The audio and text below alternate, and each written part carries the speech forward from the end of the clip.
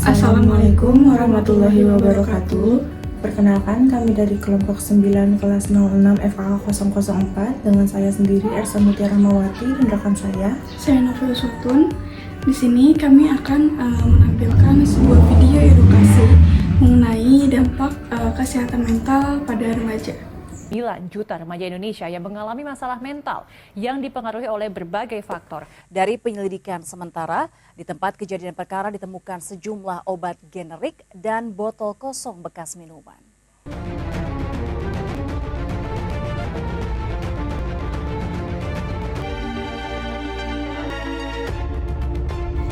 Remaja merupakan generasi penerus bangsa dan di mana dampak dari perkembangan zamannya. Pada masanya, remaja akan mengalami perubahan fisik maupun mentalnya. Diperkirakan 1 dari 4 orang akan mengalami perubahan mental selama masa hidupnya. Temuan tersebut juga didukung oleh beberapa fakta dari temuan riset kesehatan dasar pada tahun 2018 yang menyebutkan bahwa lebih dari 19 juta penduduk berusia lebih dari 15 tahun mengalami kesehatan mental secara emosional dan juga lebih dari 12 juta penduduk yang berusia lebih dari 15 tahun mengalami gangguan depresi. Salah satu tanda gangguan mental emosional adalah keluarga, pekerjaan, pendidikan, dan serta pribadi ataupun kelompok yang disebabkan oleh konflik bawah sadar yang menyebabkan kekhawatiran. Diagnosis gangguan mental terbagi ke dalam 7 jenis. Yang pertama itu ada depresi yang ditandai dengan perasaan sedih yang berkepanjangan, kehilangan minat, serta gangguan tidur dan juga makan. Yang kedua ada gangguan kecemasan, termasuk gangguan panik, gangguan kecemasan sosial, dan gangguan kecemasan umum. Kemudian ada skizofrenia yang ditandai dengan delusi, halusinasi, dan juga gangguan berpikir. Yang keempat itu ada gangguan bipolar. Gangguan ini ditandai dengan perubahan suasana hati yang ekstrim. Yang kelima ada gangguan makan seperti anoreksia nefrosa, bulimia nefrosa, dan juga gangguan makan berlebihan. Kemudian ada gangguan obsesif kompulsif atau OCD yang ditandai dengan pikiran obsesif dan juga perilaku kompulsif. Dan yang terakhir ada gangguan stres pasca trauma atau yang biasa kita kenal PTSD. Peristiwa ini muncul akibat mengalami peristiwa yang traumatis. Di sini ada pun faktor-faktor penyebab gangguan mental emosional, yaitu ada 4. Yang pertama ada genetik, yaitu faktor keturunan yang dapat meningkatkan resiko gangguan mental seseorang.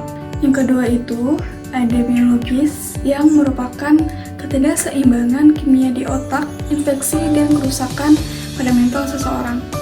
Yang ketiga itu ada psikologis, yaitu trauma pada masa kecil, kehilangan, dan pelecehan.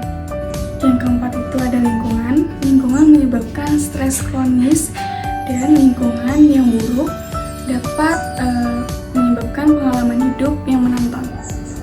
Perawatan gangguan mental dapat dilakukan dengan beberapa terapi. Terapi yang pertama itu ada terapi perilaku dialektis. Terapi ini membantu individu dalam mengendalikan emosi serta perilaku. Kemudian yang kedua ada terapi analitik kognitif, di mana terapi ini membantu individu dalam mengenali pola hubungan masalah yang akan datang baginya. Yang ketiga itu ada terapi berbasis mentalisasi. Tujuan terapi ini itu untuk memahami diri sendiri dan orang lain secara lebih baik. Kemudian ada terapi psikodinamik dan juga psikoanalitik. Jenis terapi ini itu memberi waktu untuk berbicara perasaan tentang diri sendiri dan orang lain. Dan yang terakhir ada komunitas terapeutik yang merupakan tempat yang akan diadakannya kelompok terapi jangka panjang selama beberapa minggu atau selama beberapa bulan. Metode penanganan gangguan mental atau mental disorder melibatkan kombinasi terapi psikologis, medikasi, dan sosial. Terapi kognitif perilaku atau CBT dan terapi interpersonal adalah terapi yang terbukti efektif. Medikasi seperti antidepresan dan antipsikotik sering digunakan untuk mengelola gejala. Dukungan sosial dari keluarga dan teman juga memerankan peran penting dalam membantu proses pemulihan gangguan mental terhadap seseorang. Sekian video edukasi yang dapat kami sampaikan. Semoga bermanfaat bagi kalian menonton video kami. Kurang lebihnya mohon maaf. Wassalamualaikum warahmatullahi wabarakatuh.